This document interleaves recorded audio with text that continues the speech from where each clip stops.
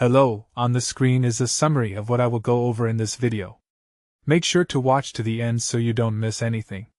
Paying a parking ticket online has become super convenient, and I'm going to walk you through the entire process so you can get it done in just a few minutes from your couch. Step 1. The first thing you need to do is gather your ticket information.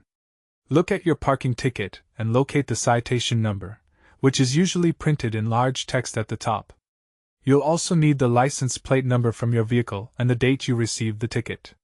Keep this information handy because you'll need it to search for your ticket online. Step 2. Now that you have your ticket details, head to your city or county's parking enforcement website. Most municipalities have a dedicated portal where you can search for outstanding tickets.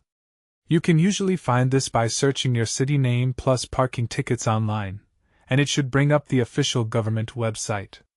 Step 3. Once you're on the website, look for a search tool or a link that says something like Find Your Ticket or Look Up a Citation.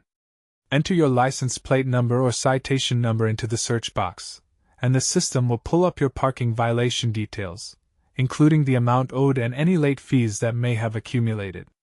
Step 4. After you've confirmed your ticket information, proceed to the payment section. Most online portals accept major credit cards, debit cards, and sometimes digital payment methods like Apple Pay or Google Pay. Select your preferred payment method and enter your card information carefully, making sure everything is accurate before submitting. Step 5. Finally, review your payment confirmation and make sure you receive a receipt. Keep this receipt for your records in case you need to dispute the ticket or prove payment later.